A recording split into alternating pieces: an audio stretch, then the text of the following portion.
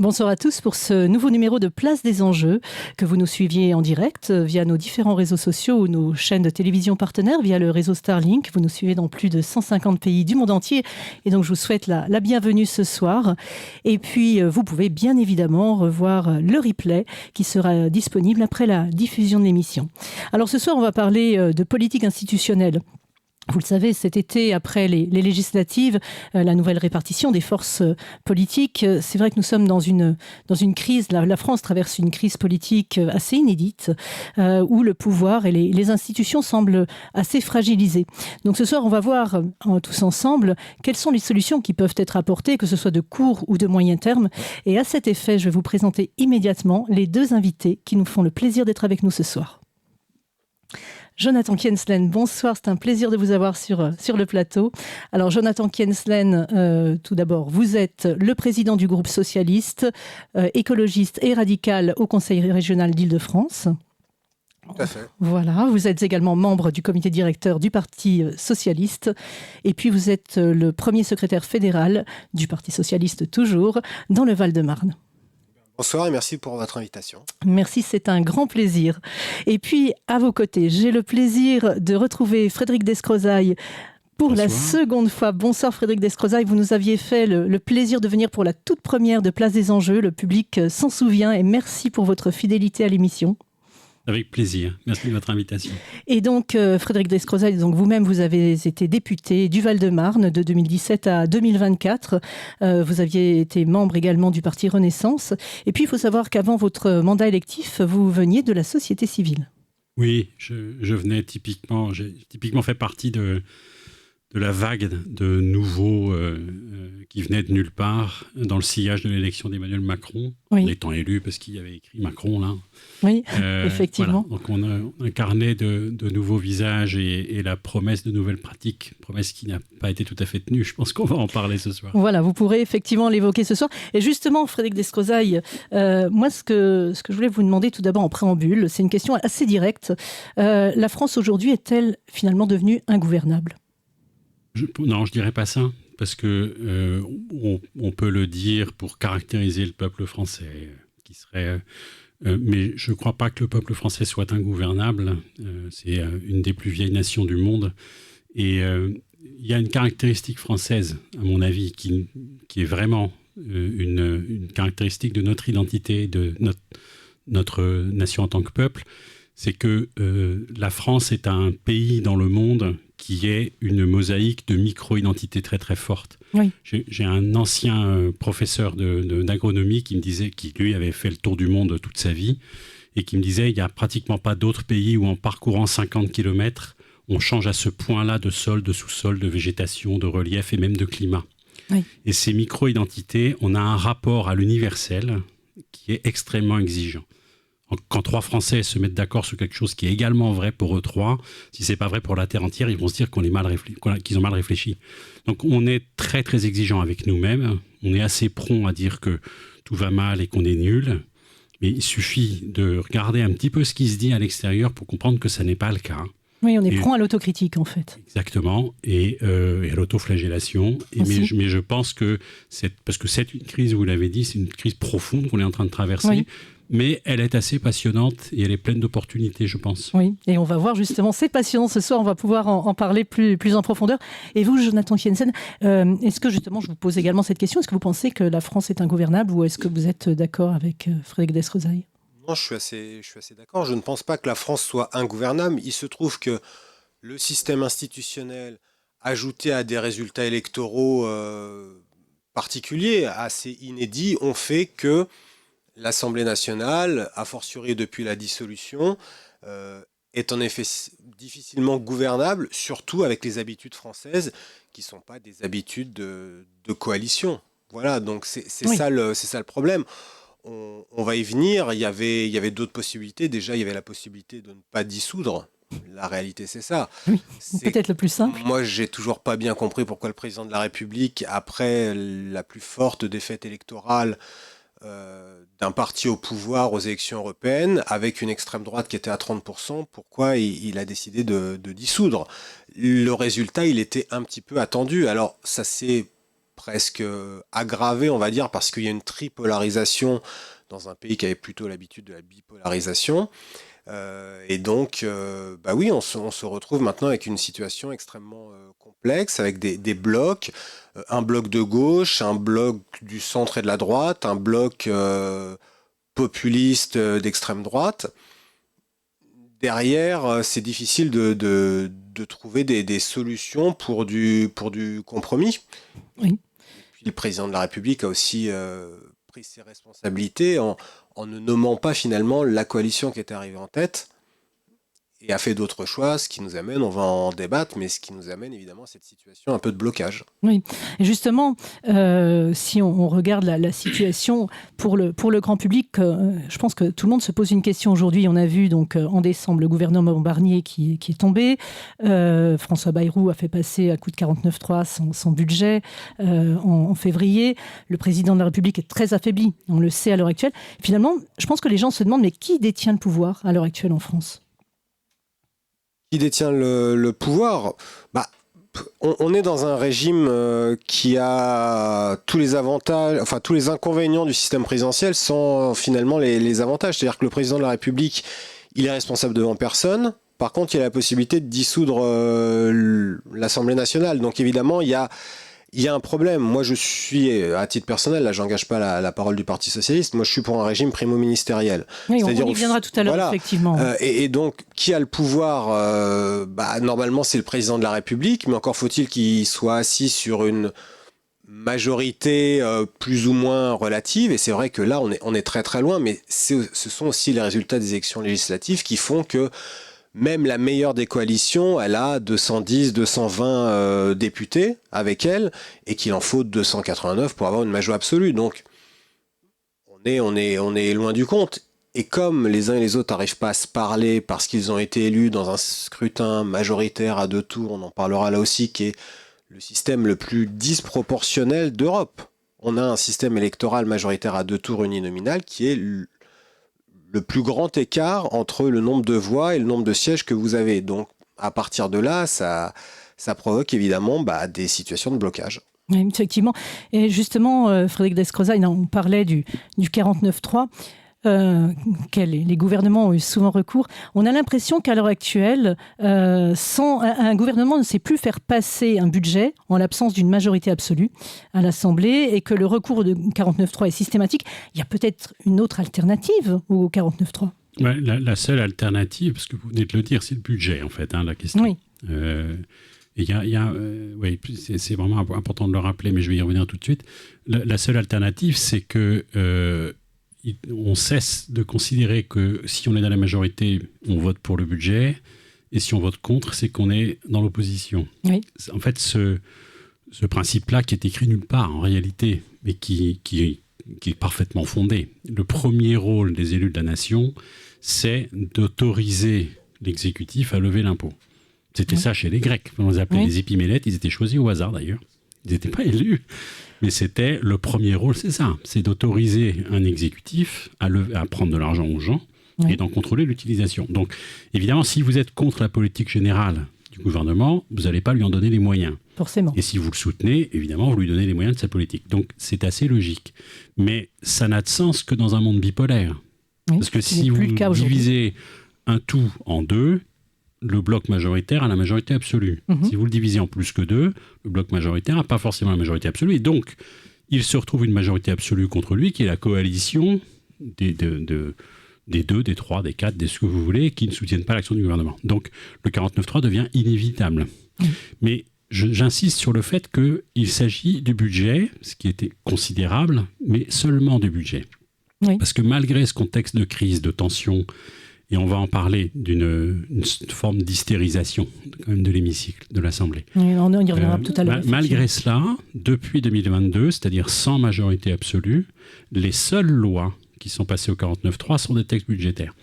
La réforme des retraites de 2023 fait exception. C'était techniquement un texte budgétaire, mais en réalité, c'était quand même un texte politique de fond. Donc, je concède qu'on peut le mettre, on peut le sortir. Mais il y a eu énormément de lois adoptées. Il y en a encore. 149.3. Donc, on parle vraiment du budget. Bien sûr. créer de nouvelles à l'Assemblée. C'est tout à fait vrai. Alors, ça n'est pas dans la culture politique française. Je pense qu'on va être obligé de l'apprendre. On ne sait pas faire. On est entouré de voisins qui savent très bien faire ça. Oui. Ça se fait partout. Mais si on reprend ce qui vient de se passer ces derniers mois, à quoi ça a servi de faire tomber le gouvernement Barnier ? Est-ce que ce qu'a proposé François Bayrou est tellement différent ? Certains disent que c'est pire. Moi, il ne m'a pas semblé. Certains disent que c'est pire. À quoi ça a servi de le faire tomber ? La coalition, parce qu'on le sait depuis le deuxième tour des législatives, que le budget ne passera pas. Oui. On le sait. Mmh. Donc, c'est cet été qu'il aurait fallu bâtir des coalitions. Et là où je ne suis pas d'accord avec ce que vous avez dit, c'est que la coalition qui est arrivée majoritaire, effectivement, en nombre de sièges, le bloc de gauche était plus important que ce que finalement le Rassemblement national a eu, qui reste quand même le premier groupe parlementaire, il faut le dire, parce que ce qu'était la NUPES, le NFP, c'est un intergroupe, et les intergroupes, dans le règlement intérieur de l'Assemblée, ça n'existe pas, il n'y a que des groupes, en fait. Oui. Mais à l'intérieur de cette coalition, je vais essayer de le dire aimablement, parce que je tiens à le dire sans juger, le fait est que la France insoumise est insupportable pour tous les groupes au-delà du PS à l'Assemblée. Donc, cette coalition ne pouvait pas tenir. Et ça, tout le monde le sait. Et les socialistes le savaient.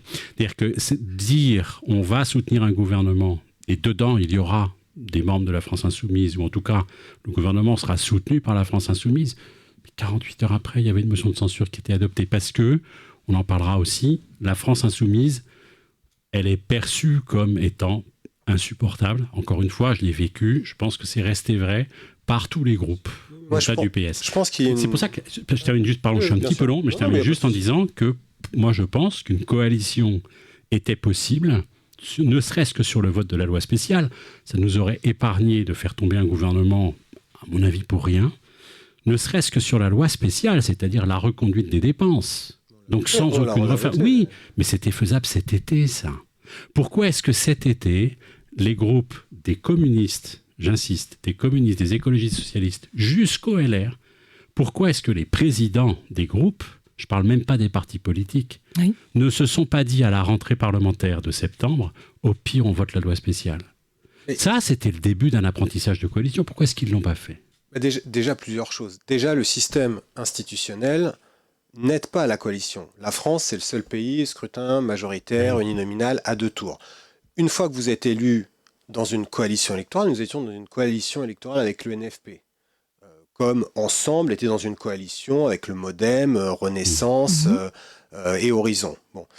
Vous êtes un peu tenu aussi des accords électoraux sur lesquels vous vous êtes fait élire. C'est aussi le respect des électeurs.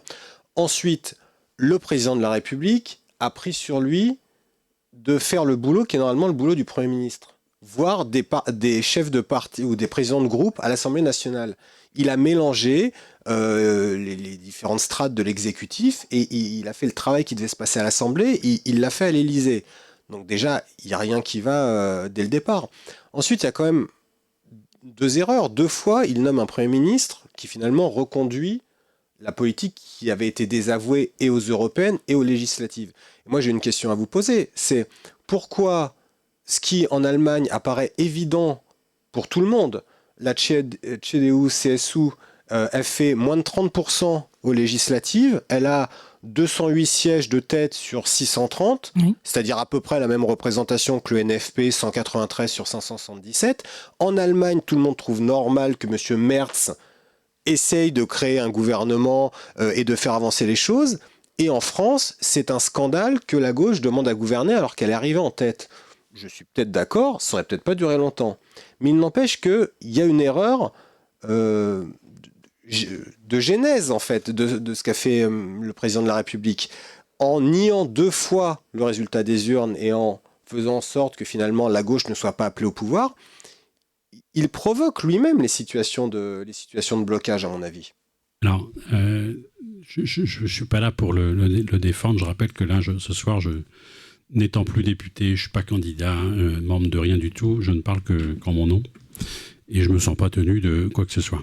Mais le président de la République, son action, et on va en parler aussi, en tant que président de la République, elle va jusque-là où le Parlement ne prend pas la main. Quand le président de la République convoque des présidents de groupe, les présidents de groupe sont libres d'y aller ou pas, et s'ils y vont, ils sont libres de dire on s'est déjà mis d'accord sur quelque chose. Le président de la République, on peut lui reprocher plein de choses, mais on est aussi, et pour moi c'est aussi quelque chose dont il faudrait sortir en France, on surpersonnalise le pouvoir. Et on attend du président de la République qu'il nous sorte de toutes les crises. Dans la situation dans laquelle on peut élire qui on veut. De toute façon, je pense que le quinquennat était une connerie. On peut élire qui on veut. Je pense qu'au bout d'un an, la moitié du pays veut lui couper la tête. La personne qui occupe, qui est le locataire de l'Élysée. Donc c'est aussi ça dont il faudrait sortir. Et j'entends ce que vous dites en disant on est tenu devant les électeurs par un accord électoral. C'est vrai. Jusqu'à ce que, encore une fois, on pouvait anticiper ce qui allait se passer, c'est de se dire comment est-ce que le budget peut passer. Et je maintiens que ça soit justifié, fondé ou pas. Moi, je pense qu'il y a quand même des raisons très solides pour ça. N'importe quelle coalition de groupes parlementaires à l'intérieur de laquelle vous avez ou le RN ou la France Insoumise ne tient pas. Parce que vous avez une majorité absolue contre, sur le principe de voir LFI ou le RN soutenir l'action d'un gouvernement. Oui, mais alors il fallait... Ça peut s'entendre, ça peut être une position qui s'entend, mais alors il faut aller au bout de l'idée. C'est-à-dire il faut faire ce que François Bayrou propose depuis des années. Ça tombe bien, maintenant il est Premier ministre. Il faut aller vers la proportionnelle alors. On en parlera tout à l'heure. Quelle proportionnelle, comment ?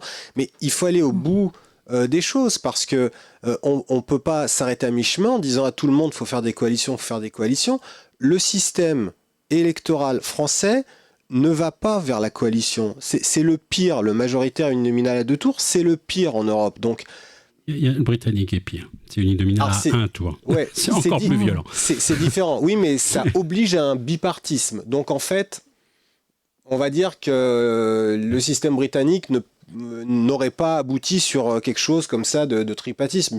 À mon avis, ça a tout à voir avec le Brexit. C'est-à-dire que je pense que l'échec de la négociation de Mathilda May vient du fait qu'elle ne pouvait pas négocier au centre et qu'en jouant l'unité de son parti, elle était obligée de négocier avec les unionistes d'Irlande du Nord, à mon avis. Donc ça a tout à voir avec le scrutin, c'est un scrutin qui est très violent. Moi je suis d'accord avec vous, on va en parler. C'est le premier gagne, celui qui arrive en tête au premier tour. Mais la proportionnelle en soi, il y a une meilleure représentativité. J'y suis favorable depuis des années.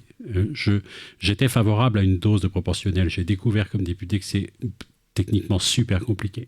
Et je me demande si on peut éviter d'avoir une proportionnelle intégrale. Sinon, il y a des députés bleu ciel et des députés bleu foncé, en fait. C'est ceux qui vont être élus. Bon, donc c'est compliqué, techniquement. Mais ça ne va rien changer à la culture de la coalition. C'est-à-dire qu'il faudra quand même apprendre. Et qui a le pouvoir ? Le Parlement.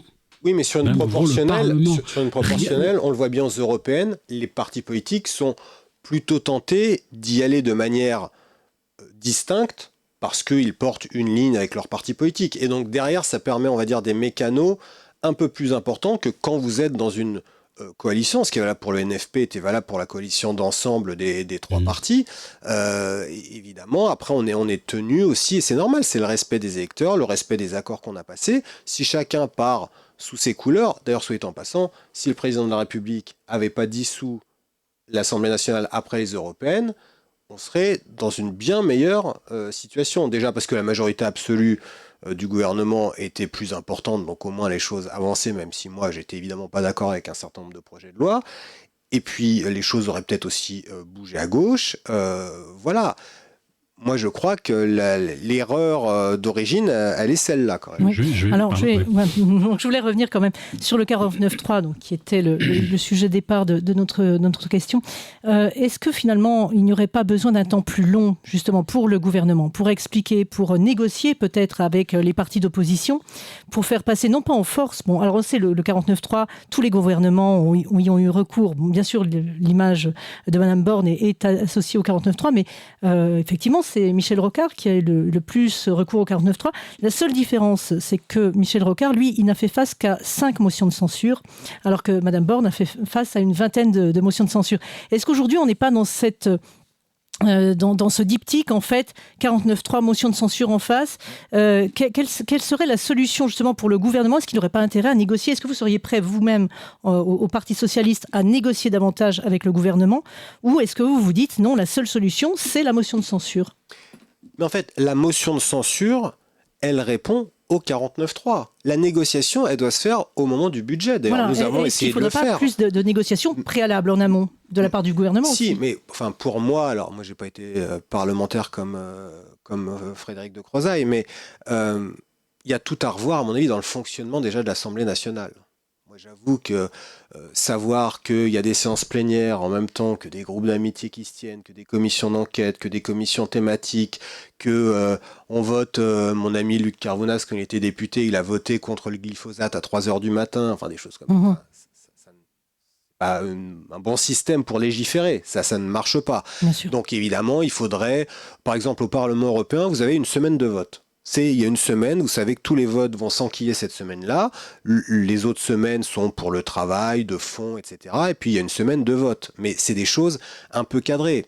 Bon, à l'Assemblée nationale, quand on regarde LCP 24-24, des fois on tombe un peu sur la tête, indépendamment des comportements des uns et des autres. Déjà, le mécano, il n'est pas très bon. Est-ce qu'il faut plus de temps ? Moi, je crois qu'il ne faut pas plus de temps. Déjà, je trouve qu'on met beaucoup de temps à faire la loi. De la même manière qu'à un moment, il faudrait dire, il y a une loi qui existe, il y a 6 mois pour prendre les décrets d'application. Il y a des lois qui ont été votées, ce n'est pas valable que pour cette majorité de tout temps. Des lois sont votées, les décrets d'application, on ne les voit jamais arriver, ils arrivent 3 ans après. En fait, il y a tout à revoir, je suis désolé de le dire un peu comme ça, c'est un peu brutal, mais il y a tout à revoir dans le fonctionnement global de nos institutions, du système électoral, de la manière dont les uns et les autres se comportent. Je suis pas sûr que ce soit finalement les femmes et les hommes élus qui font totalement dérailler le système maintenant. Je pense que c'est aussi le système qui est pas très très bien conçu et donc, quand on est dans une situation un petit peu baroque, avec des résultats électoraux un peu baroques et une tripartition, le système, il embolise. Oui, il n'est plus à même. Alors justement, je voulais que, Éric, si tu veux bien nous mettre à l'écran, pour les personnes qui nous regardent, qu'on fasse un petit rappel aussi si on peut dire, des forces en présence à l'Assemblée. On va regarder, alors voilà, pour les personnes qui regardent, donc on voit effectivement, donc il y a plusieurs segments, les segments de droite. Alors on a l'extrême droite qui a les 2 premiers segments, en bleu foncé, c'est le Rassemblement national, en bleu un tout petit peu plus clair, ce sont les partisans du groupe d'Éric Ciotti. Le petit segment en bleu un peu plus clair, on a les membres du parti anciennement LR, avec le parti Horizon tout au-dessus. Le parti présidentiel, c'est les personnes qui sont en mauve. En orange, on a le MoDem, donc le centre. On va avoir des groupes. Le groupe jaune, c'est des élus du centre gauche et du centre droit. Le Parti socialiste, bien sûr, est en rose.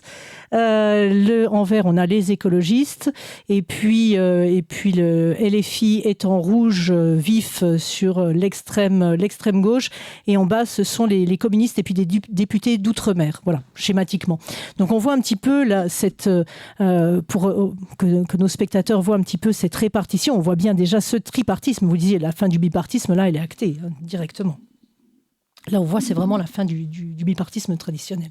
Oui, mais la séquence telle qu'on la vit, elle a été démarrée en 2017 avec l'arrivée au pouvoir d'Emmanuel Macron, et elle se conclura peut-être, ne préjugeons pas, en 2027 avec le départ d'Emmanuel Macron. Est-ce qu'on va repartir sur un droite-gauche ? Est-ce qu'on va repartir sur une sorte de... Vous pensez sincèrement que ça serait possible, au regard de la situation actuelle, qu'on puisse repartir sur deux segments vraiment droite et gauche, clairement identifiés ? Ça dépend les gens, en fait. Et une partie de la réponse, c'est la Macronie qui l'a. Qui est le candidat à l'élection présidentielle ? C'est Gabriel Attal, c'est Édouard Philippe, c'est Bruno Retailleau, c'est Gérald Darmanin. C'est pas exactement, on va dire, la même mayonnaise, et donc c'est pas les mêmes forces en présence, les mêmes alliances, les mêmes...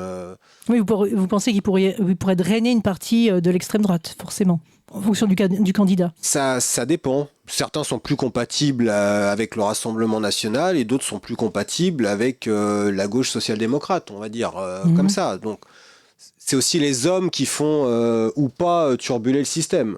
C'est aussi, mais c'est effectivement, pour moi, il ne faut pas les mettre comme point de départ, les personnalités. Je pense que il est grand temps que ce qui fédère les Français, ce soit des choix, des priorités. Et La question de la personnalité sur le gouvernement, c'est un peu pareil. Je pense que l'art de la coalition, c'est de s'entendre sur quelques principes d'action. La personne qui va être chargée de gouverner et donc de les mettre en musique, je considère que ça devrait venir après, alors que nous, on a vraiment l'habitude de savoir, mais qui ? Et je pense qu'il faut d'abord se poser la question quoi, en fait. Et c'est vrai que ce bipartisme, moi j'ai plutôt tendance à penser qu'il y en a pour vraiment longtemps, parce que la personnalité de Macron et ce qui s'est passé en 2017, on peut se dire ça va être clos en 2027. Je pense qu'il y a quelque chose de fond, notamment qui relève de la social-démocratie. Il ne faut pas oublier qu'autour d'Emmanuel Macron, en 2016, pendant sa campagne, en 2017, il n'y avait que des sociodémocrates. Toute la jeune garde macroniste. Les pauvres ont été maltraités après. Non, mais il faut quand même s'en souvenir. Oui. Il n'y avait que départ, des jeunes strauss-kahniens au départ. Donc, et ça, c'est quelque chose indépendamment, encore une fois, de la personne. C'est un mouvement de fond. Peut-être qu'on aura le temps d'en parler. À mon avis, il se passe quelque chose d'assez fondamental autour de ça. Moi, personnellement, je regrette que la social-démocratie en France n'ait jamais vraiment réussi son ancrage, n'a jamais vraiment eu d'incarnation en réalité. Et je pense que ça, c'est encore quelque chose qui peut se jouer. Là où je diffère de ce que vous avez dit, c'est que c'est vrai qu'il y a plein de choses à revoir. Je pense qu'il ne faut pas trop attendre d'une réforme institutionnelle, parce que je considère que la 5e est super bien faite. Elle est quand même extraordinairement bien écrite, cette Constitution. On peut notamment en avoir une lecture présidentialiste ou parlementariste. Quand le président est désavoué par le peuple, vous avez dit tout à l'heure, le président est responsable devant personne. C'est pas vrai, il est directement responsable devant le peuple. Mais on peut quand même le dire, puisqu'il est élu au suffrage universel direct. Et le peuple ne peut pas le renverser. Non, le peuple ne peut pas le renverser. Il a un mandat, et donc c'est à l'occasion de la fin de son mandat que le peuple le vire ou le reconduit. Mais quand un président est désavoué par le peuple à l'occasion d'un référendum, par exemple, s'il a une lecture présidentialiste de la 5e, il démissionne. C'était le cas de De Gaulle. S'il a une lecture parlementariste, il est désavoué par la législative, il entre en cohabitation. C'était le cas de Mitterrand. Et la 5e se prête admirablement à ces deux lectures. Ça marche, les cohabitations. Oui. J'ai rencontré des ministres qui ont vécu des cohabitations, qui me disaient on était dans l'optimisation des pouvoirs de chacun, en réalité. Je pense que c'est catastrophique au niveau international. Parce que pour le coup, comme c'est la chasse gardée du président, ça devient très compliqué. Ça saoule toutes les chancelleries de nos alliés parce qu'il faut qu'ils fassent tout en double et il ne se passe plus rien. Et on a loupé des occasions sur la construction européenne pendant les périodes de cohabitation. Mais ça marche. Et la 5e, de ce point de vue-là, elle est quand même assez protéiforme, elle s'y prête assez bien. Et je pense pas... Il y a des améliorations à faire. Perso, je suis favorable à la proportionnelle. On pourra peut-être parler aussi du scrutin. On en parlera tout à l'heure, oui. Préférentiel, c'est encore autre chose. À mon avis, on a des leçons à tirer de 20 ans de recherche là-dessus. On n'en parle jamais, alors que techniquement, c'est une texte de loi ordinaire, c'est même pas une loi organique. Mais je pense que c'est quand même d'abord dans les comportements, en fait. Et c'est d'abord dans la culture politique que les choses peuvent changer. Parce qu'aujourd'hui, un Parlement apaisé qui prend la main, il est inarrêtable. Sur le papier, qui a le pouvoir, ce qui sort d'un Parlement majoritaire est inarrêtable. Oui. Alors juste... Et dans le fonctionnement de l'Assemblée, vous avez 1000 fois raison, il y a énormément d'inconséquences, mais c'est pas en changeant ce qui est sur le papier que ça va aller mieux, parce que dans l'état actuel, le Parlement pourrait parfaitement dire au gouvernement « on ne passera pas plus de 5 textes de loi pendant la session ». On pourrait parfaitement dire ça. Prendre la main sur son propre agenda. Vous pouvez faire ce que vous voulez, on surlégifère, on n'en fera pas plus.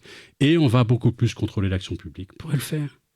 Les commissions permanentes pourraient se tenir pour convoquer des directeurs d'administration centrale, d'agences publiques, de services déconcentrés, non pas pour les mettre à l'index, ne serait-ce que pour comprendre la complexité de la conduite de l'action publique et être plus pertinent. Le Parlement pourrait faire ça. Oui, mais on en vient aussi sur il faut donner les moyens au Parlement de travailler.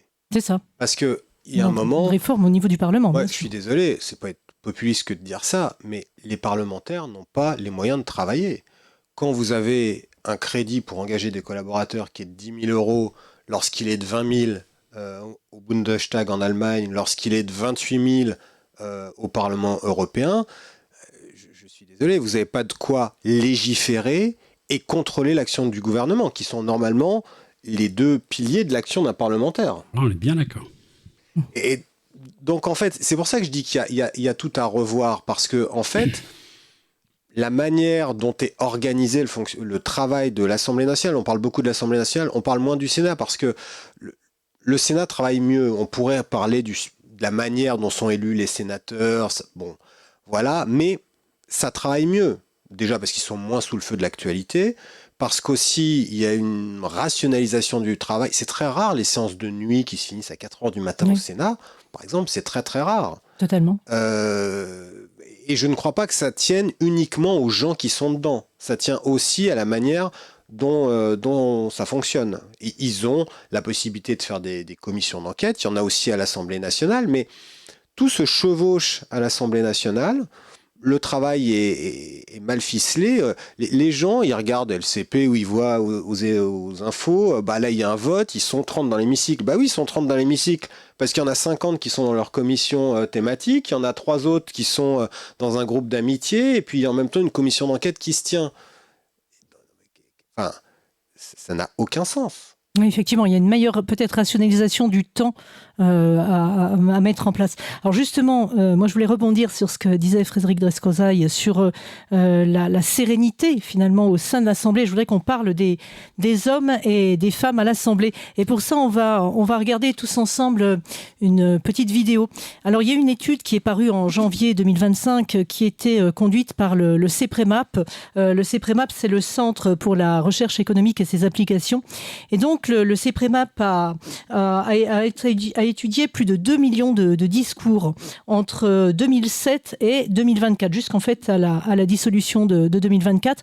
Et voilà, là il a publié les résultats de ces analyses et on va en regarder quelques-uns tous ensemble.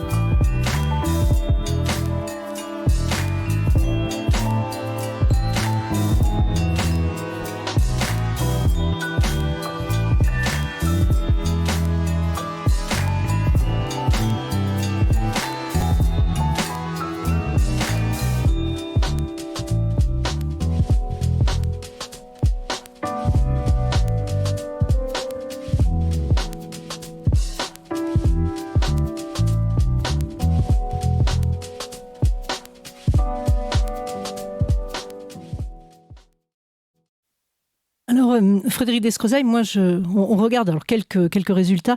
On a l'impression d'un profond changement politique et finalement le débat argumenté s'est transformé en attaque personnelle, en interruption volontaire. On voit que la moitié des interventions sont des interruptions. Oui, cette étude, elle est très intéressante. Ils ont fait ça avec une IA. En fait, ils ont appliqué un module d'analyse du langage. Et elle est vraiment très intéressante. Et ce qui sous-tend leur analyse, que à mon avis est juste, c'est que ce qui se passe dans l'hémicycle est un théâtre au sens où ça s'adresse à un public. Pour l'essentiel, le travail a déjà été fait. C'est assez rare que dans l'hémicycle, il se passe quelque chose d'imprévu et de parfaitement sincère, au sens où tout a déjà été dit en commission permanente, en fait. D'accord. Et on solde un petit peu les rapports de force, majorité-opposition, sur un texte donné. Et l'hémicycle, la salle des séances, c'est l'occasion de mettre en scène, d'entériner les positions, argumenter, de voilà pourquoi on va voter pour et contre. Bon, il y a des tas de choses, la discussion générale, les explications de vote, etc. Et ça s'adresse toujours à un public. Pendant très longtemps, ce public, c'était les journalistes. Oui, c'est ce que dit l'étude. Et donc, les députés s'exprimaient en donnant de la matière aux journalistes. pour qu'ils puissent étayer ce qui s'est passé. Voilà, les uns et les autres sont exprimés comme ça parce qu'il y a telle analyse, parce qu'il y a telle préférence, tel choix politique, etc. Et le public a changé. Aujourd'hui, ce n'est plus pour les journalistes, c'est pour les followers sur les réseaux sociaux. D'où le raccourcissement des interventions. Voilà. 150 mots, 1 minute, c'est le format TikTok. Donc, et ça, c'est assez dingue de se dire ça, parce que pour le coup, je serais bien en peine de vous dire voilà ce qu'il faudrait changer. À l'époque où j'étais député, ça avait été perçu comme une boutade, mais j'avais dit en séance que je préconisais qu'on fasse l'expérience de couper les caméras pendant 3 mois. Oui. Et de vérifier ce qui allait se passer. Et je disais à l'époque que je pensais que ça allait diminuer le nombre d'amendements par 4 ou 5 et qu'on allait avoir... Parce que l'Assemblée surlégifère, c'est une fuite en avant. C'est-à-dire que c'est du délire. On surproduit l'adoption de normes. Vous parliez des décrets qui... Mais enfin, les administrations, il y a de quoi s'arracher les cheveux. Le niveau de détail des textes de loi est absolument délirant. Et il n'y a plus vraiment de frontière entre la loi et le règlement. Donc effectivement, derrière, il y a encore plus de détails dans les modalités d'application. Et ça rend dingue un grand nombre de nos concitoyens. On perd de vue l'intention de la loi et on se retrouve avec du strict contrôle de conformité. Oui. Ce qui rend fou. Donc là, et ça, je pense que pour changer ça, typiquement, encore une fois, je ne pense pas qu'il faille changer de constitution. Mais il y a une chose que alors je m'en suis rendu compte un peu tard, mais on adopterait les exposés des motifs en les amendant, ce qui ne se fait jamais.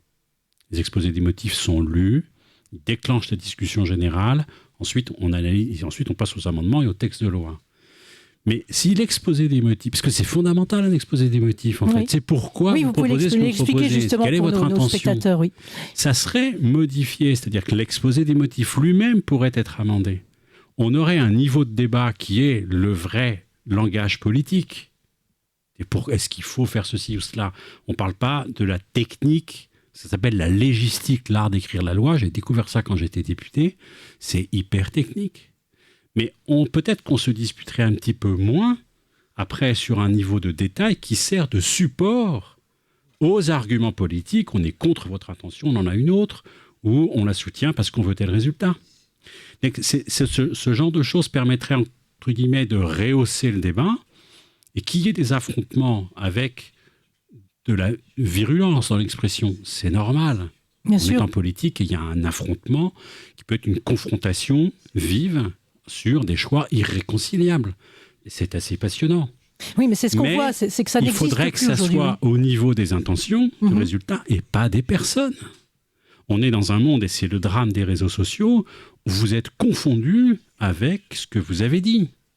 Y compris si ça tient en une phrase. Totalement. Vous êtes tout entière dans une phrase qui a choqué. Et vous êtes bonne à acheter au chien. Et ça, c'est dramatique, parce que l'état de droit, c'est de séparer les personnes de ce qu'elles disent et de ce qu'elles ont fait. Donc qu'il y ait une hostilité forte pour une idée, ça, c'est la démocratie. Et la politique est faite pour ça. Qu'il y ait de l'hostilité envers les personnes, là, c'est grave. Oui, totalement, oui. Et puis là, on n'a plus de débat de fond. Et c'est ça ce qui ressort de cette étude. Donc voilà, Jonathan Kienzlen, voilà, je vous ai écouté aussi sur cette étude, voir ce que vous en pensez vous-même. Non, mais je suis assez d'accord avec ce qui vient d'être dit. Après, malheureusement, les solutions, de toute manière, les réseaux sociaux, ils sont là. C'est-à-dire qu'on peut les contrôler mieux, on peut les réguler, on peut faire tout ce qu'on veut. Malheureusement, c'est la manière dont les gens fonctionnent. Il y a des députés qui ne se mettent pas forcément en scène, Donc c'est la manière de faire de la politique. Mais ça a finalement toujours existé avec les médias du moment. Bon, bah là, il y a de nouveaux médias, de nouvelles façons de faire de la politique. Sûrement dans 15 ans, 20 ans, bah, ça aura encore changé. Il faudra bien faire avec. Je crois que ça ne doit pas obérer la manière de travailler, la manière de faire des lois. Et finalement, que ça soit technique ou pas technique, le débat, on est pour ou contre un projet, on est pour ou contre la retraite à 64 ans, quels arguments, on est pour ou contre l'interdiction du glyphosate, voilà, c'est ça qui doit transparaître dans le débat. Et c'est ça que les gens essayent finalement de comprendre. Alors on peut reprocher à certains députés peut-être de faire des formats TikTok, mais ils le font aussi pour simplifier la compréhension pour les citoyens, parce que les parlementaires sont aussi élus pour faire la loi, pour rendre des comptes aux citoyens et donc pour être compréhensible des citoyens. Le but, c'est pas non plus d'avoir une armée de juristes qui pondent de la ligne où personne ne comprend rien. Donc, où est le juste milieu? Chacun se régule comme il veut. Moi, ce que je souhaite, c'est que les débats, à l'Assemblée nationale surtout, au Sénat, comme on l'a dit, c'est différent, mais ils soient plus intelligibles et que donc que les gens puissent exercer leur droit d'amendement, la manière de fonctionner. On est pour ou contre le budget, mais je crois qu'à un moment, si on n'arrive pas à faire du consensus, le budget, il n'est pas adopté. Donc, faut retravailler les choses. Le 49.3, par exemple, pour moi, c'est une brutalisation quand même. Moi, je suis plutôt pour la suppression du 49.3. Après, je comprends que sur les textes budgétaires, il faut bien qu'il y ait un budget pour le pays, mais on le voit bien. Il y a des partis qui, aussi, à un moment, alors qu'ils se font critiquer, mais qui sont raisonnables à un moment comme le Parti socialiste c'est pas de gaieté de cœur qu'on n'a pas censuré le gouvernement Bayrou parce qu'on est contre ce budget, mais on dissocie, c'est-à-dire que on peut être contre le budget et ne pas censurer le gouvernement. Totalement. Et on peut être contre le gouvernement et ne pas forcément censurer le gouvernement. Très bien. D'ailleurs, je pense que je suis pas pourquoi le président a dissous, je ne répondrai pas à cette question-là, mais ce qui est certain, c'est que tout le monde admettait à peu près qu'il y aurait une motion de censure au moment du vote du budget à l'automne. Bon, c'est sans doute pas étranger au fait que... Et la dissolution, c'était dans toutes les têtes. Pas à ce moment-là, pas comme ça, mais enfin bon, c'était quand même... Parce que s'il y avait dissolution après un rejet du budget, donc adoption 49.3, l'idée c'était de dire est-ce qu'il y aurait des solutions après, il l'a fait avant, je ne suis pas là pour défendre le truc, hein. Mais on était dans la perspective de se dire ça ne tiendra pas 5 ans. Et à un moment donné, il y a un gouvernement qui va tomber sur le budget, et quoi? Voilà, donc c'est pour ça qu'on a vécu cette séquence-là. Ce que vous avez dit sur TikTok, vous avez entièrement raison, il faut que les choses soient intelligibles. Mais ça ne veut pas dire... ce qui est complexe, l'art de simplifier ce qui est complexe, c'est quand même de mettre les mains dans le cambouis. C'est-à-dire qu'il faut la maîtriser, la complexité. Et avec un format TikTok, vous ne pouvez pas... De ce point de vue-là, je pense à Étienne Klein, qui est un vulgarisateur extraordinaire. Et je suis pas mal ce qu'il fait en vulgarisation scientifique, parce que c'est tout à fait passionnant. Il y a des questions auxquelles il refuse de répondre en 1 minute et demie.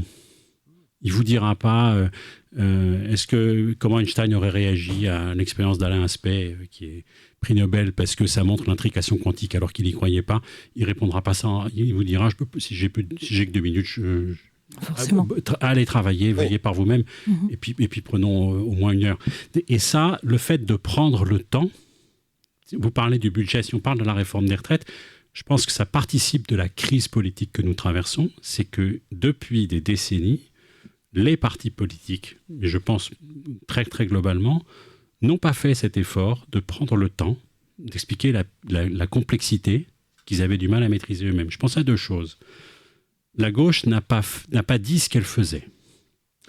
La libéralisation des mouvements de capitaux, la défiscalisation du capital, les taux d'intérêt, je les monte quand je peux, je les baisse quand je veux, c'était Bérégovoy. C'est la gauche qui l'a fait. Le Premier ministre qui a pratiquement le plus privatisé pendant ces 20 années-là, 80-90, c'est Jospin. La gauche n'a pas dit ce qu'elle faisait. Et la droite n'a pas fait ce qu'elle avait dit.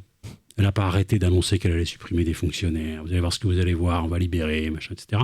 Puis en fait, parce que mouvements sociaux, parce que élections intermédiaires, parce que etc., elle ne l'a pas fait. Donc au bout de plusieurs décennies, il ne faut pas s'étonner qu'il y ait une recomposition totale du paysage politique. Je ne pense pas qu'il n'y ait pas de gauche et pas de droite. Je pense que ça fait très longtemps que les partis qui prétendent représenter la gauche et la droite ne les représentent plus. Parce qu'ils n'ont pas expliqué. Le PS n'a jamais expliqué si le virage de la rigueur était une conversion ou une parenthèse. Parce qu'on n'est pas obligé de mettre des... Mais ça a tout à voir avec la réforme des retraites. Parce que, on peut peut-être prendre 3 minutes pour en parler, mais justement 3 minutes, c'est pas assez. Mais après ça, on peut se dire, on n'est vraiment pas d'accord, mais allons vraiment au fond. Si on est pour le régime par répartition, j'y suis favorable. Et si on est pour le principe du Conseil national de la résistance, les recettes de l'année doivent couvrir les dépenses de l'année. Le premier coup de canif, c'est Rocard. C'était un impôt, c'est la CSG, un impôt pour combler le comme la CRDS de Balladur qui a été reconduite. La CRDS de Juppé, droite. Oui.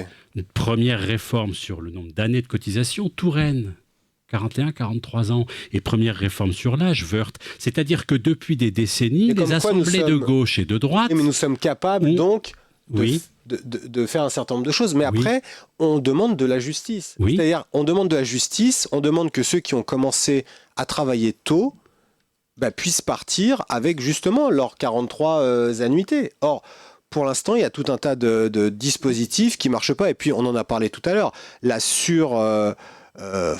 trop de lois. Trop de lois tue la loi. C'est-à-dire pourquoi on ne peut pas travailler, parce qu'il y a eu, je prends l'immigration parce que c'est une caricature, il y a eu 28 lois en 30 ans, parce que dès qu'il y a un événement, on fait une loi. Mais bon, à un moment, on embolise le fonctionnement de l'Assemblée nationale, parce que il n'y a que 24 heures dans une journée, et qu'à un moment, on fait des lois, on refait des lois, on ne sait même pas si la loi d'avant tout à fait. A été utile. Absolument. Des fois, il n'y a pas d'étude d'impact, ça c'est pour avant. Mais il n'y a jamais d'étude ex post. Oui, il n'y a pas de « est-ce que ça a fonctionné ?» On fait des choses, est-ce que ça...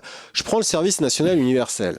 Bon, moi, je ne suis pas très pour. En plus, ça coûte 4 à 5 milliards d'euros par an. On cherche de l'argent, on peut en trouver. Qu'on nous donne une étude, est-ce que ça sert à quelque chose ? Qu'est-ce que ça a donné, ce service national universel ? Est-ce que ça sert à quelque chose ou est-ce que c'est un gadget ? Est-ce qu'on peut avoir des éléments tangibles ? C'est-à-dire combien de gens accompagnés ? Est-ce que ça débouche sur, je ne sais quoi, sur du travail, sur un engagement, par exemple dans l'armée, ou sur à quoi ça sert ? À faire plus de liens sociaux ? En fait, il existe des rapports, mais j'y reviens. L'Assemblée ne prend pas le temps. Oui, c'est la notion du temps qui est fondamentale. Parce qu'elle quand on vous écoute. en fait. Elle ne le prend pas. Le temps qu'on n'a pas, c'est le temps qu'on ne prend pas. Alors moi j'aimerais aussi, pour voir comment on peut améliorer les choses, on parlait justement des hommes et des femmes politiques, est-ce qu'on ne pourrait pas les former davantage, par exemple quand ils arrivent à l'Assemblée peut-être ? Je suis complètement favorable. Alors pour l'avoir vécu, et pourtant même en débarquant complètement dans la société civile, il se trouve que ma carrière m'avait déjà placé au contact du gouvernement, je voyais à peu près ce qu'était la fabrique de la loi, parce que j'avais travaillé pour des fédérations d'entreprises et de métiers qui faisaient que quand une loi concernait le secteur, on est un peu dedans, on essaie de se trouver un député qui va porter un amendement, etc. Donc je ne découvrais pas tout, mais je peux vous dire qu'on est donc une campagne, quand on est élu le lendemain, on va pratiquement aussi... À l'Assemblée, on met une semaine à s'inscrire, parce que c'est une petite ville, le Palais-Bourbon. On découvre tout. Et effectivement... Du coup, et heureusement qu'il y a les huissiers pour accompagner. Mais évidemment, et ils sont et hommage à eux, parce que le personnel de l'Assemblée, c'est absolument remarquable. Moi, j'ai adoré travailler avec les administrateurs de l'Assemblée. C'est un vrai bonheur. Est-ce qu'il fonctionne le mieux finalement l'Assemblée, c'est le personnel. Donc ils sont là, mais ça c'est évident. Mais le fait est que on est dans le bain du jour au lendemain. Il faudrait qu'on ait un mois, au moins pour les nouveaux élus. Là, je parle pour moi, ce que j'ai connu en 2017, ceux qui sont réélus, d'accord. Bien sûr. Mais il pourrait avoir un mois pour faire ne serait-ce que pour lire le règlement intérieur, par exemple. Exactement, pour comprendre, de se dire, voilà, comment va se passer une semaine type d'une session ordinaire. Les sessions extraordinaires, pourquoi il y en a ? Elles sont convoquées quand ? Qu'est-ce qu'on fait ? Mais d'apprendre. Et puis, à quoi servent les commissions permanentes ? Vous allez vous inscrire là et là. Ne serait-ce que pour qu'à la fin du mois, un groupe politique puisse se dire, il y a des fonctionnements qu'on va modifier. On n'a pas le temps de se dire ça. On n'a pas le temps de se dire on ne va pas fonctionner comme ça a fonctionné jusque-là.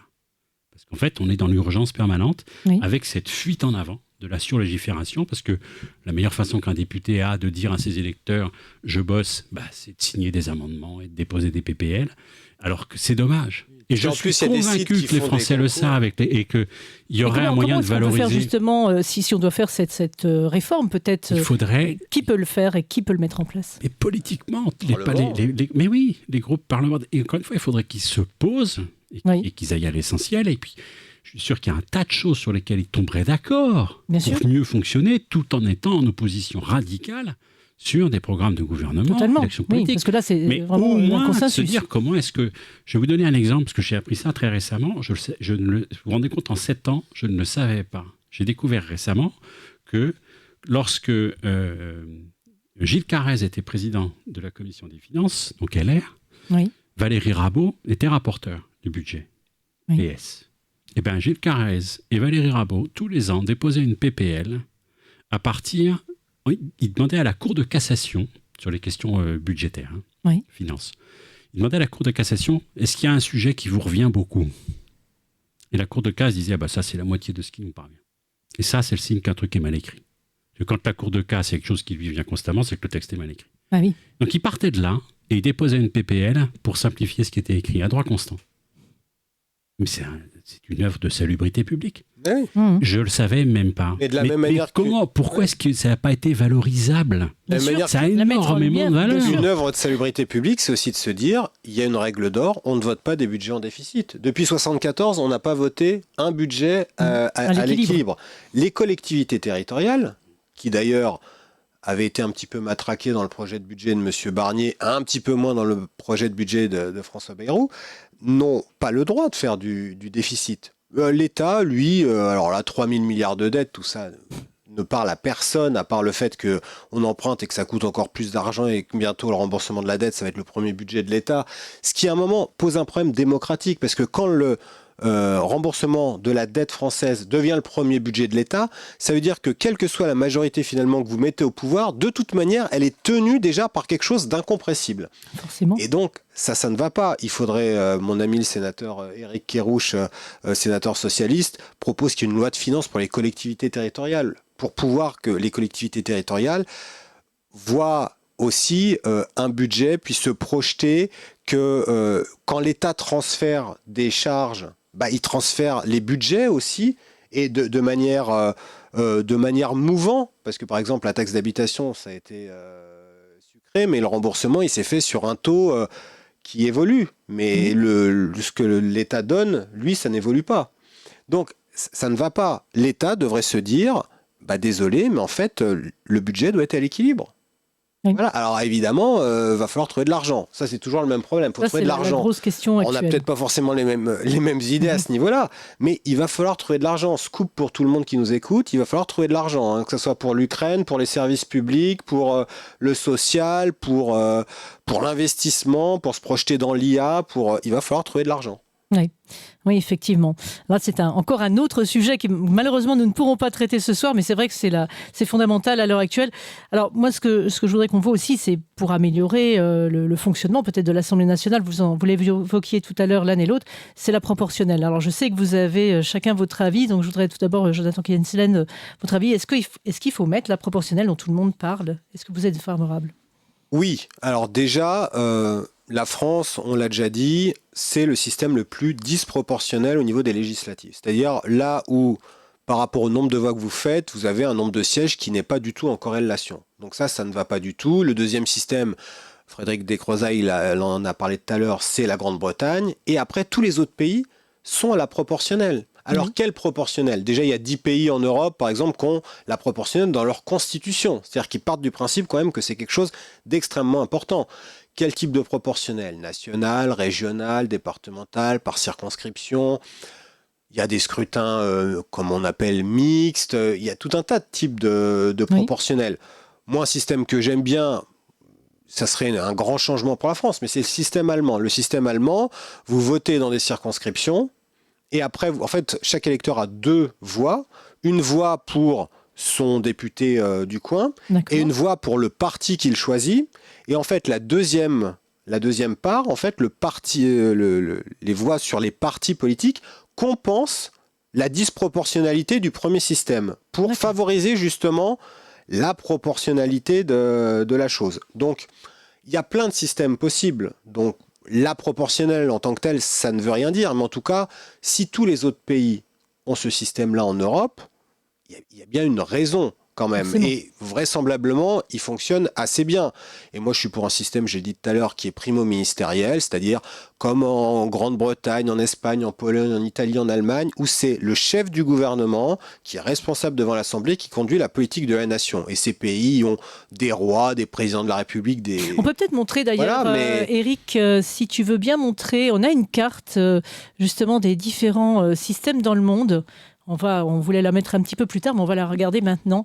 On voit les différents systèmes de fonctionnement. Alors, dans le monde, on voit, nous, on est en jaune. Alors, je pense que l'un et l'autre, vous connaissez bien les différents régimes et vous pouvez commenter, bien évidemment, la carte. En Europe, si le jaune, c'est le scrutin un peu brutal et majoritaire, à part nous, à part la France, en jaune, là, j'ai pas une très bonne vue, mais j'ai pas l'impression qu'il y ait grand monde. Il faut aller à l'est. Oui, il faut aller en Russie, ce qui est vachement rassurant. Oui, donc, effectivement. non, mais ça ne convient pas. La disproportionnalité, voilà, on le voit.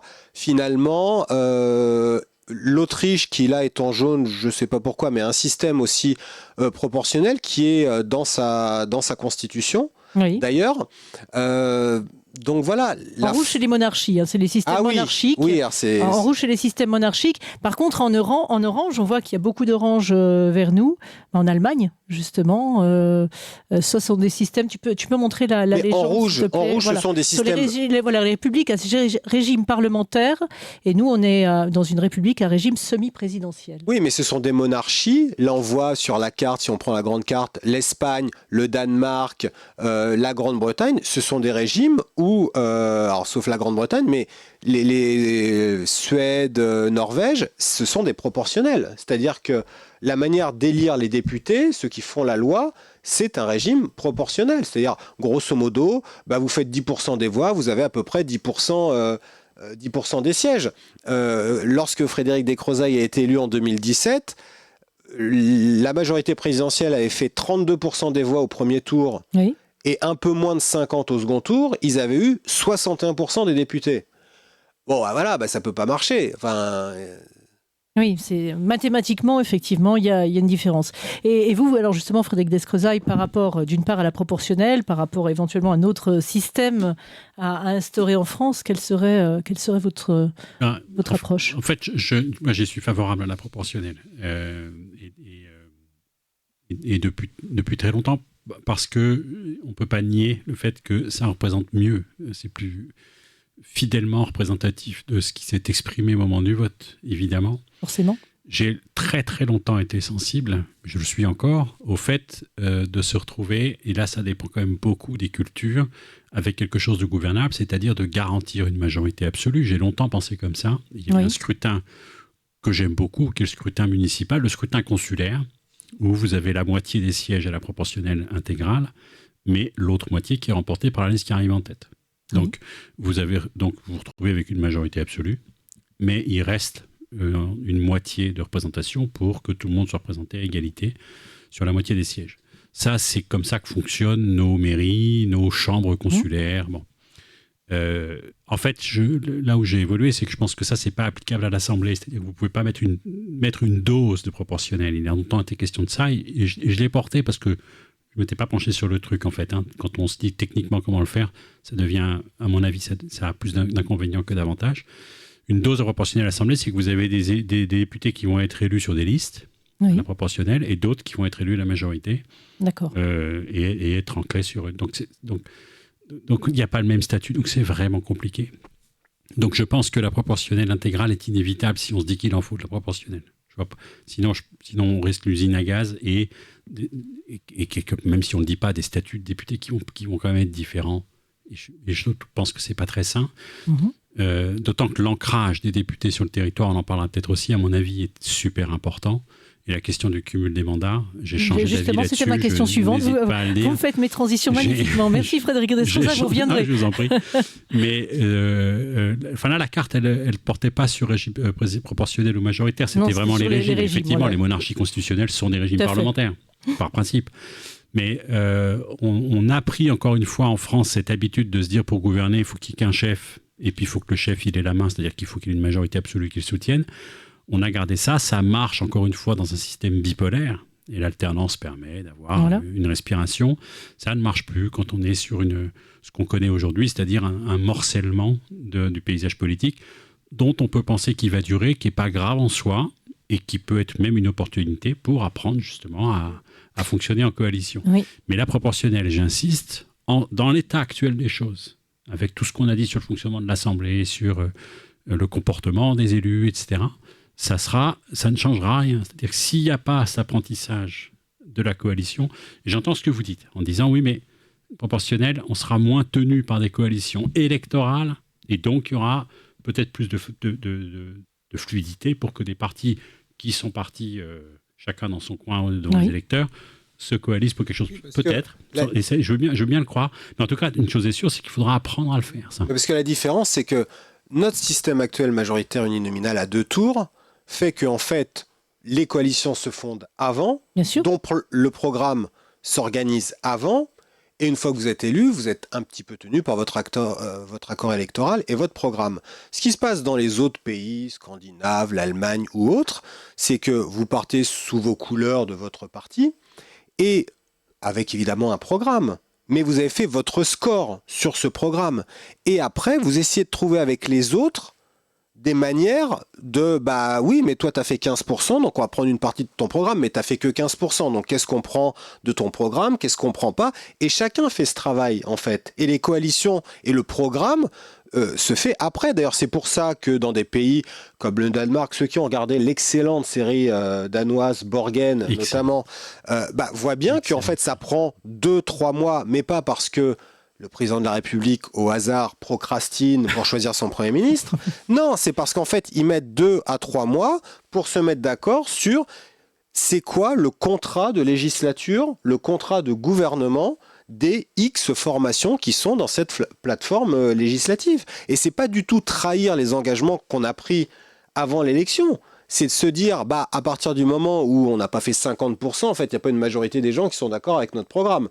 Donc, il faut bien qu'on aille travailler avec les autres et que chacun, c'est le consensus. Et on a perdu le sens du compromis en France. Oui, justement. Donc, ça encouragerait le dialogue, ça donnerait plus de liberté aux partis. Et puis, ça encouragerait justement la formation de coalitions de manière beaucoup plus naturelle. Alors, il y a un autre point que j'évoquais tout à l'heure. Moi, j'y serais très, très favorable. C'est que indépendamment de la question proportionnelle majoritaire, il y a 20 ans de recherche dans des bureaux, des bureaux électoraux. On a beaucoup de matière là-dessus, on n'en parle jamais, sur des modes de scrutin qui ne sont pas uninominaux et qui permettent une modulation, une pondération, une nuance dans l'expression du vote. Exemple, vous avez 11 candidats à la présidentielle, au lieu de mettre un nom, vous en mettez 3 avec un ordre de préférence. Ou 6, ou les 11, qu'importe. Il y a énormément il y a plein de façons de mettre du préférentiel, en fait. C'est-à-dire que vous permettez aux gens de mettre un nom, c'est très violent en soi. Et il n'y a aucune nuance. C'est-à-dire que dans le bulletin, vous avez dit, c'est comme si vous aviez dit, j'adhère totalement à la personne dont j'ai mis le nom dans l'urne, et je rejette totalement l'autre. Dans le cas du second tour. Si vous mettez plusieurs noms avec une préférence, c'est plein de nuances. Je me sens plus proche d'un tel, mais un peu moins de tel autre, mais je le mets en 2 parce qu'il n'est pas si loin. Et celui que je ne mets pas du tout, je ne me sens pas proche du tout. D'accord. Si vous avez ça, les résultats changent, les profils changent. Et en fait, vous écartez les positionnements les plus clivants. Et là, vous le faites en 2 tours ? On peut le faire en 1 ou 2 tours. Il y a plein d'études là-dessus. Et j'insiste là-dessus parce qu'on est dans un monde qui est anxiogène, qui se complexifie, qui s'accélère. Est-ce qu'on a besoin de personnalités qui clivent et d'hystériser le débat? Moi, je crois tout le contraire. Je pense qu'il est peut-être temps d'avoir des personnalités qui fédèrent, qui écoutent, qui sont peut-être moins bonnes en répartie, en punchline, mais qui sont en fait qui auront plus les qualités d'un bon élu, qui va mieux écouter les oppositions, plus fédérer, avoir plus le sens du compromis. Et ça, on peut l'injecter dans le scrutin lui-même en y mettant ce caractère préférentiel. Oui, parce que c'est comme vous le disiez très justement, c'est aussi la fin de l'homme ou de la femme providentielle, puisque l'état de grâce ne dure pas, on l'a vu, quelle que soit la formation politique, quelle que soit la personne. Donc ça serait certainement une manière d'avoir un président ou une présidente qui pourrait inscrire son action dans la durée. Là déjà, on n'aurait pas dû inverser le calendrier électoral en 2002, c'est-à-dire que les législatives auraient été avant la présidentielle, et donc on se serait déterminé sur vraiment des projets et pas sur une incarnation en fait, même si on sait toujours que au moment des législatives il y a quelqu'un qui tire la liste d'un parti ou voilà, mais Évidemment, le scrutin présidentiel, universel, où on vote pour une personne, bon, c'est brutal. Donc après, tout le monde dit oui, mais de toute façon, c'était dans mon programme, machin. Oui, c'était une des 253 mesures du programme, mais en fait, ça marche pas. La présidentielle, vous finissez, vous avez forcément 50% et une voix. Oui. Aux législatives, il n'y a jamais un parti qui fait 50% et une voix. Donc ça oblige de toute manière à amender son programme, comme on vient de le dire, à faire du consensus. Donc moi, je suis pour qu'on n'élise plus le président de la République au suffrage universel, ou si on continue, qu'on lui donne moins de pouvoir et que ça soit le Premier ministre et la majorité parlementaire qui soit en charge de l'action du gouvernement et de mener la politique du pays, parce que le Premier ministre, il peut être renversé par l'Assemblée, et c'est un fonctionnement finalement assez sain, je trouve. En tout cas, c'est ce que tous les autres font. Donc, comme ils sont pas plus cons que nous, c'est que vraisemblablement, il y a une raison. Oui. Alors, Frédéric Descrozaille me faisait ma transition tout à l'heure. Justement, moi, je voulais savoir comment aujourd'hui, vu la situation politique, comment on peut rapprocher le citoyen du politique. Et on parlait du cumul des mandats. Moi, je voulais savoir quelle est votre opinion l'un et l'autre sur le cumul des mandats. Est-ce qu'il faut l'autoriser ou pas, à nouveau ? Alors, le cumul des mandats, il est autorisé aujourd'hui. Oui. Alors, il faut voir pour les députés et les sénateurs, oui. Quelles sont les députés, les sénateurs, les parlementaires européens, ils peuvent cumuler avec un mandat de conseiller municipal, avec un mandat de conseiller départemental ou avec un mandat de conseiller régional. Ce qui déjà occupe bien les journées, à mon avis, quand les choses sont faites. Donc, ce qui n'est plus possible de faire, c'est de cumuler un mandat de parlementaire avec un mandat de chef d'exécutif, de présidence d'exécutif. Et moi, je trouve que c'est normal. Enfin, on ne peut pas expliquer qu'on fait les choses correctement quand on est sénateur et maire de Lyon, quand on est député et maire de Bordeaux. Alors on peut toujours m'expliquer pour les petites communes, tout ça. Mais ce n'est pas très... moi, je trouve que ce n'est pas réaliste pour faire bien les choses. Moi, vous voyez, je préfère que les parlementaires ils soient un petit peu mieux indemnisés, qu'ils aient plus de travail qu'ils aient plus de moyens, pour travailler avec leurs collaborateurs, etc. Mais qu'ils soient, entre guillemets, à plein temps sur ce travail de parlementaire, et pas qu'ils doivent... certains en plus gardent une activité professionnelle, notamment les professions libérales, les médecins, les avocats. Enfin, qui peut penser que c'est possible de faire ce genre de choses correctement ? Donc, pour moi, un parlementaire, il a toujours son ancrage local. Il peut avoir son mandat de conseiller municipal, départemental, régional. Donc, je ne vois pas en quoi il n'y a plus d'ancrage local actuellement. Il n'y a pas besoin de président exécutif pour avoir un ancrage local. Donc voilà. La loi actuelle me convient. La loi actuelle me convient assez bien. On pourrait même l'améliorer en limitant à 3 le nombre de mandats consécutifs du même mandat. Oui. Voilà, je pense que quand on a fait 15 ans de députation ou 18 ans, par exemple, de sénateur ou de maire, on peut continuer à faire d'autres mandats, mais je pense qu'il faut aussi aérer la vie politique. Oui.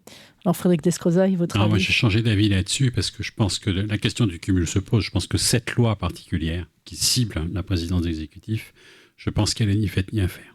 Et en fait, si on prend lorsque vous êtes maire d'une commune de quelques centaines d'habitants, et on a vu le nombre de démissions de maires depuis la dernière élection, 2020, il est phénoménal, c'était sans précédent.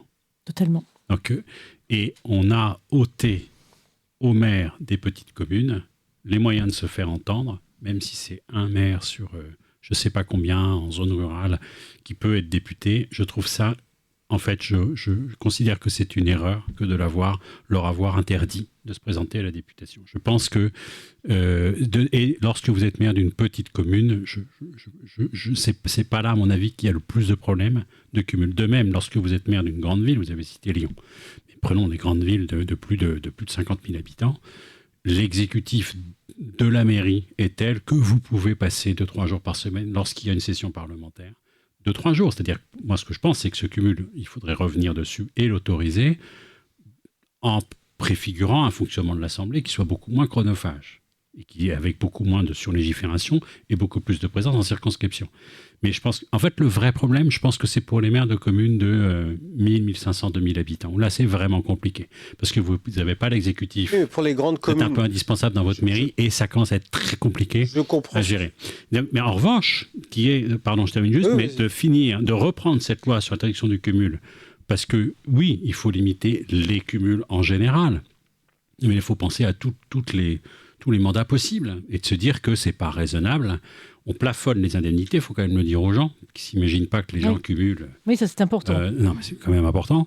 Il y a un plafonnement, quel que soit le nombre de mandats que vous avez, il y a un plafonnement des indemnités. Donc, c'est pas ça le sujet, entre guillemets. Il faut quand même le dire. Mais on devrait pouvoir revenir sur cette loi sans cibler le député maire ou le sénateur maire.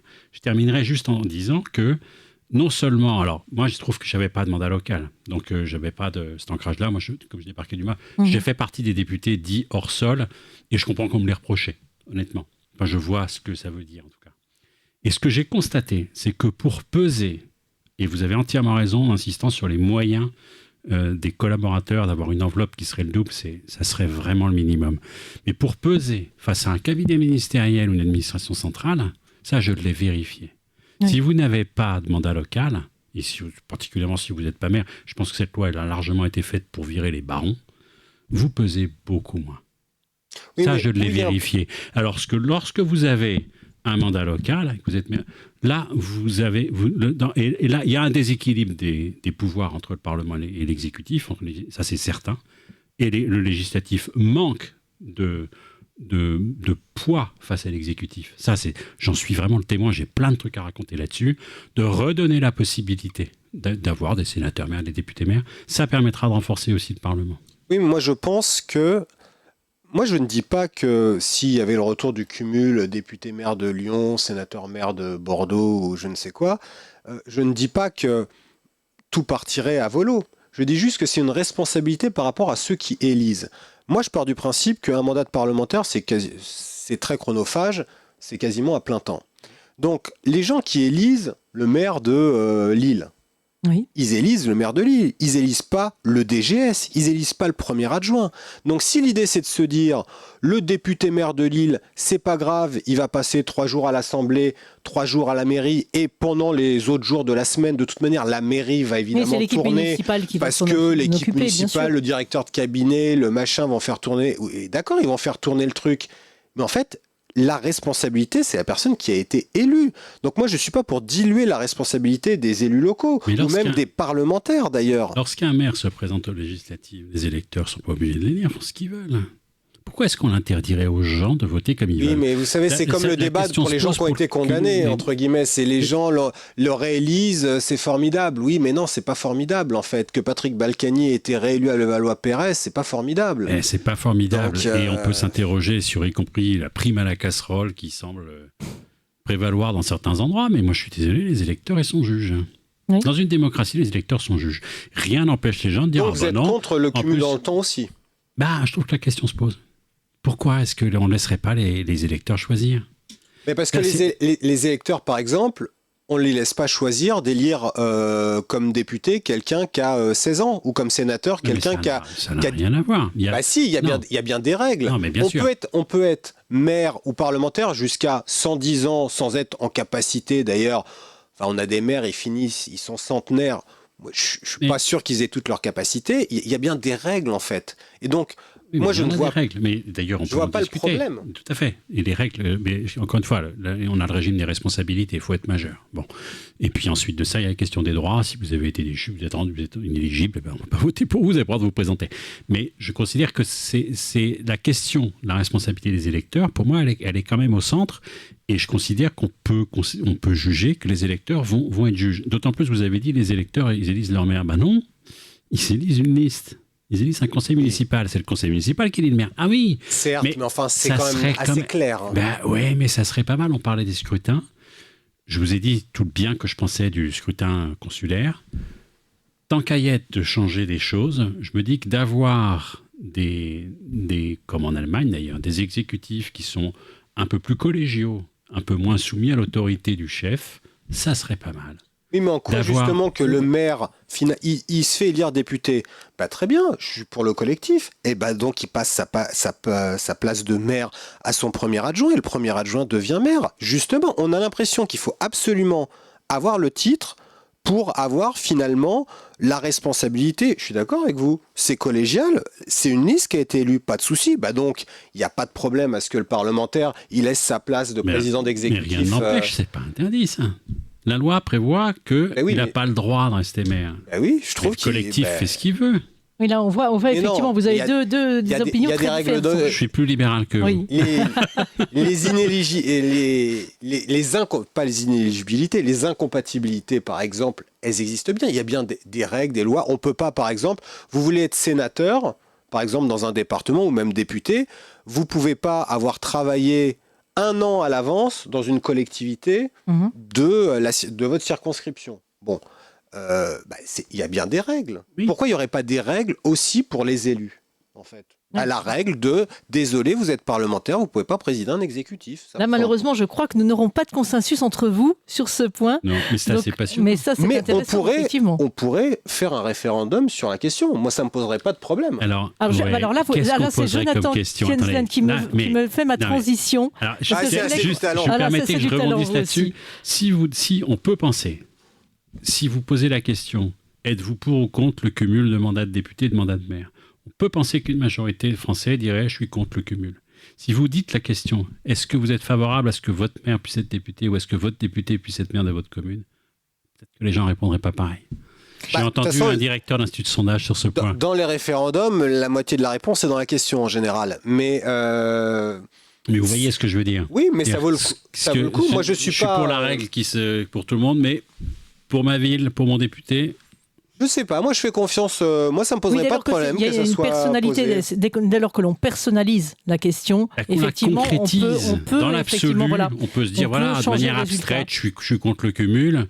Très concrètement, dans ma situation très concrète, je sais pas. Ça amène à réflexion. Ça me donne, encore une fois, on pourrait faire un référendum, le débat pourrait être assez passionnant pour l'instruire, mais la façon dont la question serait posée serait... On dira aux gens que vraisemblablement, vu qu'il y a 577 députés, 350 sénateurs, alors qu'il y a 35 000 maires, je pense que ils seront plus nombreux à être déçus finalement, et que finalement ça sert à rien de remettre le cumul.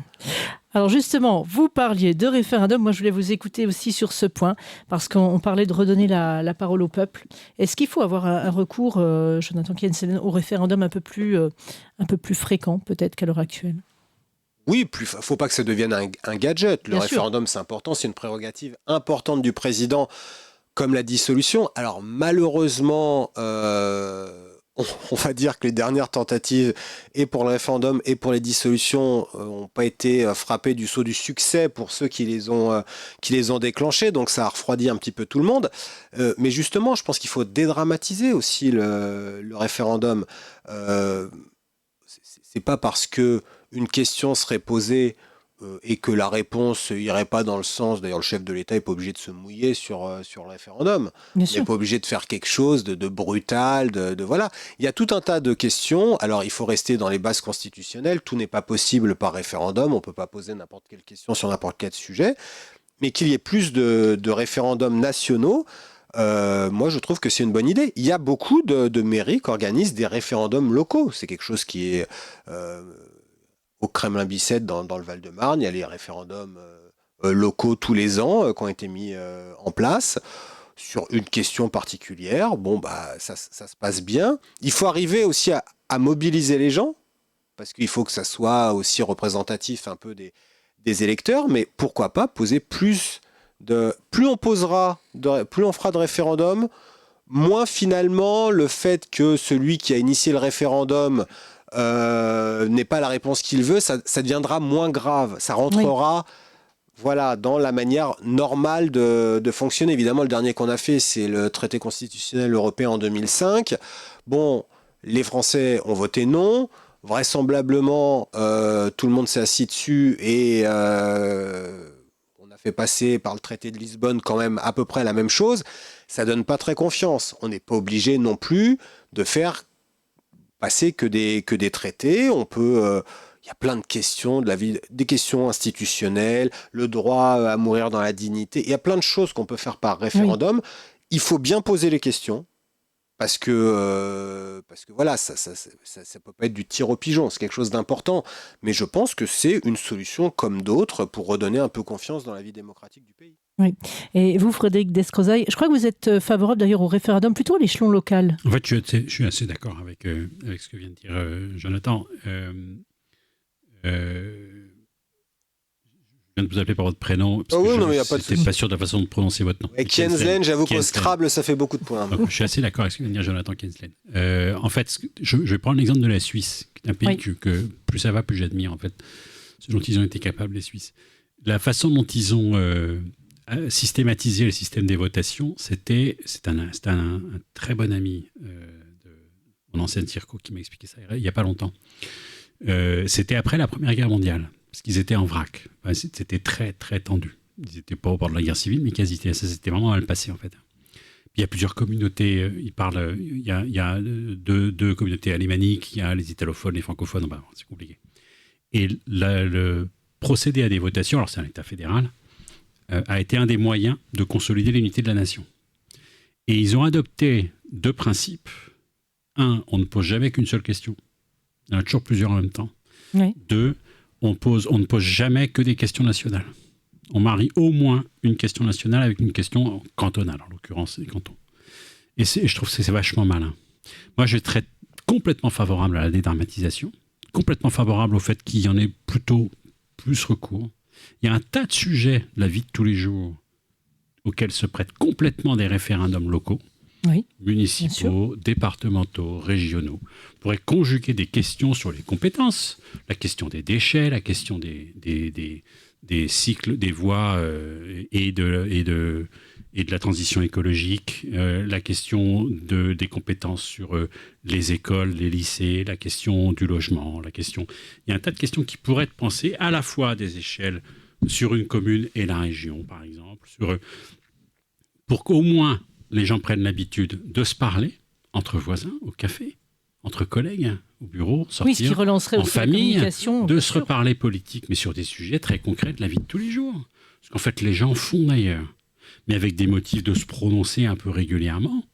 Ça dédramatiserait et ça permettrait d'avoir effectivement des questions nationales sur des sujets de société où il ne s'agirait pas de plébisciter ou de bâcher un gouvernement ou un chef de l'État, mais vraiment de répondre à une question. Oui, puis on implique davantage le citoyen. Mais absolument. Je pense que ça pourrait complètement participer à revitaliser la politique dans le pays et la démocratie. Oui, donc ça, le référendum, je pense que c'est une bonne solution à l'heure actuelle. Faciliter le référendum d'initiative populaire ou citoyenne, on l'appelle comme on veut, qui est très très compliqué à mettre en place actuellement. D'ailleurs, il n'y en a eu aucun, je crois, qui finalement a abouti. Je pense que là aussi, on pourrait revitaliser un peu l'esprit démocratique en favorisant un petit peu cela. Oui. Alors, on va peut-être c'est vrai ça va vite avec vous deux, très très vite, je vous l'avais dit. On va parler un petit peu d'institutions, parce qu'effectivement, on va faire un petit rappel historique pour vous qui connaissez l'histoire. On passe de la 4e à la 5e République en 1958. Il faut savoir que la 4e République, c'est vraiment une république qui donne le pouvoir au Parlement, qui a vraiment moyen de nommer et de défaire les gouvernements. D'ailleurs, le plus long gouvernement en place va tenir seulement 1 an et demi. Et donc la 5e République va donner beaucoup plus de pouvoir au président, souvent pour renforcer l'exécutif. Elle va être bien sûr corrigée. Il va y avoir au niveau de la Constitution des amendements qui vont être votés au fil des ans. Et puis en 2008 notamment, il y a une révision de la Constitution qui va apporter pas mal de changements. L'article 49.3 dont on parlait tout à l'heure va être uniquement, alors qu'il pouvait s'appliquer à toutes les lois qui seraient votées au Parlement, il ne peut être utilisé que pour les lois budgétaires, donc le budget de l'État et le budget de la sécurité sociale. On va donner plus de pouvoir aussi aux commissions au sein de l'Assemblée. Et puis, il va y avoir une meilleure répartition de l'ordre du jour entre l'État et donc le gouvernement. Donc, voilà, ça, c'était le petit rappel historique. Donc, je vais donner la parole à mes invités pour leur demander déjà, est-ce que, d'après vous, on en parle, d'ailleurs, beaucoup de politiques, on en parlait, Jean-Luc Mélenchon, on a parlé, Simone Veil, on a parlé, est-ce qu'on doit passer une 6e République aujourd'hui ? Là, pour moi, c'est pas une question de numéro, c'est une question de qu'est-ce qu'on met dedans. Vous l'avez dit, la 4e République, c'était 22 gouvernements, une douzaine d'années, un gouvernement tous les 7 mois en moyenne. Quand le 4 octobre 58, De Gaulle fait plébisciter par référendum à 80% le nouveau texte, la nouvelle constitution, qui d'ailleurs, petit coup d'État entre guillemets institutionnel, parce qu'en général c'est une assemblée constituante qui propose une constitution. Là, c'était le gouvernement de Gaulle qui avait écrit par notamment avec l'intermède de Michel Debré. Ça permet de rendre hommage aussi à Jean-Louis Debré. Quand j'étais jeune, Jean-Louis Debré, ministre de l'Intérieur, c'était pas ma tasse de thé, mais Jean-Louis Debré, président de l'Assemblée nationale, et Jean-Louis Debré, président du Conseil constitutionnel, ça avait quand même de la hauteur. Donc voilà, tout ça pour dire qu'une 6e République, pourquoi pas, en changeant un certain nombre de choses. Moi, je suis pour changer, je vous l'ai dit, le régime institutionnel, un régime primo-ministériel, le Premier ministre a une majorité à l'Assemblée nationale et c'est lui qui gouverne. Et puis après, il faut changer un certain nombre de choses dans une 6e République. En effet, peut-être plus de recours au référendum, élargir cette base du référendum. Il faut que lorsqu'on envoie, c'est d'actualité, mais lorsque l'on envoie des troupes, par exemple, en dehors des frontières françaises, je pense que le Parlement devrait se prononcer. Voilà, ça ne peut pas être juste une décision du président de la République, mais c'est le système actuel de la 5e République qui fait que le président de la République, c'est ce que De Gaulle avait voulu, un exécutif fort notamment. La 5e avait aussi créé le Conseil constitutionnel, donc il y a des choses de bien dedans, mais un exécutif fort, mais ça manque un peu de contre-pouvoir, et donc une 6e République devrait changer un certain nombre de choses, mais plus que le chiffre, voilà, c'est qu'est-ce qu'on met derrière, évidemment.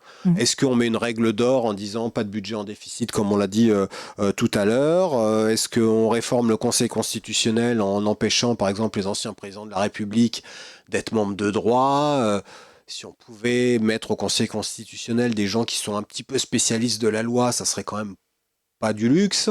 Voilà, on pourrait aussi instaurer la parité, par exemple. Oui. Dire que c'est pas le président de la République qui désigne le président du Conseil constitutionnel. Parce que, par exemple, là, ils sont 9. Oui. Mais ils vont pas se désigner un président, ils vont pas s'élire entre les 9 un président. C'est le président de la République qui désigne le président du Conseil constitutionnel. Voilà, des anomalies, il y en a plein, on peut faire plein de choses.